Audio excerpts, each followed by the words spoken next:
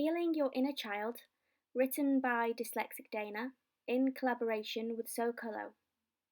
Remember that you can speed this video up or slow it down dependent on your needs. The written form is how we document everything significant in our world. Its value is ingrained in us from a preschool age, and the educational system has set targets and milestones for each child to meet at different stages of their development.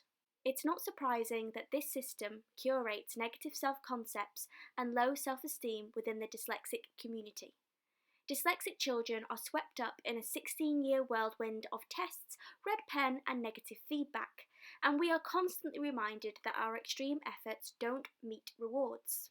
In an article published in 2018, it states, "Children are expected to reach specific developmental goals.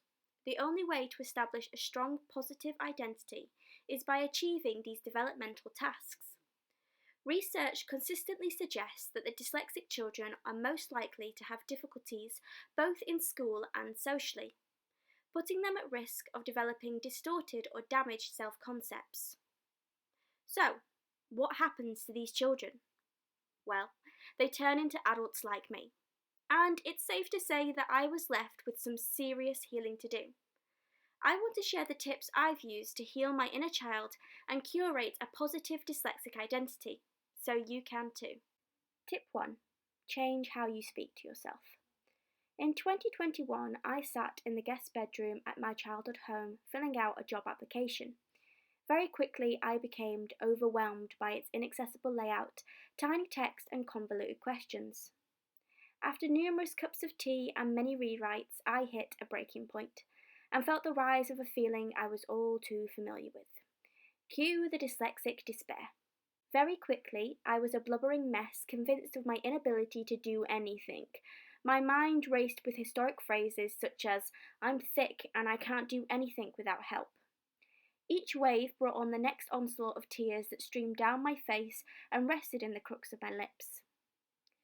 These episodes have been a part of my life for as long as I can remember, whether it was failing my GCSE English mock test or tanking an Alice in Wonderland audition by learning the wrong scene.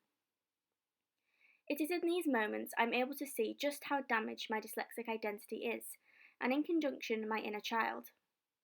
This particular episode left me drained for days, and it was here eating Maltesers in the bathtub, shriveled up like a prune, that I began to reflect. I realised I needed to change the way I spoke to myself. So, I started to deconstruct the phrases I was using. Instead of, "I'm thick," I began thinking, "I'm feeling overwhelmed by this task right now. That's okay. It's not a reflection of my ability. I'm going to take a break and come back to it later." And, "I can't do anything without help." 2. I'm dyslexic and require adjustments. These adjustments don't diminish my achievements. My successes are my own. I encourage you to take the time to notice how you speak to yourself in moments of dyslexic despair, and reframe them to be more in line with your values and how you'd speak to others. If you're struggling, steal my positive phrases for a rainy day. There's a digital resource on the Socolo website, so feel free to check it out. Extra tip. If you're creative like me, journaling and noting down your thoughts can be a great way to unpick how you're feeling and make changes. There's a video on the Socolo website of the different ways to journal to get you started. Tip 2. Find your power. Learn about your rights. In the UK, dyslexia is covered in the 2010 Equalities Act, which means you have the right to reasonable adjustments within educational and workplace framework. Society relies on us not knowing our rights and unfortunately uses this blind spot to discriminate against us. A lot of traumatic childhood memories centre around discrimination by a teacher or employer. To heal my inner child, I had to learn to fight for her, and thus I armed myself with the knowledge and self-assurance. Now I want to arm you. Here are 3 key points to always remember. Number 1. You have the right to adjustments at school and work. Example, extra time for completing a task or assistive technology. Number 2. You know best how dyslexia affects you. Be assertive and don't be afraid to make requests. Example, I require my work notes to be printed on yellow paper as I am dyslexic and also suffer from visual distress. Number 3. Don't be afraid to report. Discrimination comes in many shapes and sizes, and if you suspect you're being discriminated against because of your dyslexia, rest assured the law is really on your side. Extra tip. If your adjustment in the workplace requires financial input, for example assistive technology or coloured printed pads, ask your employer to apply for the Access to Work scheme. This fund is set up in the UK to support disabled and neurodivergent employees. There's a video resource on the Socolo website with a step-by-step guide.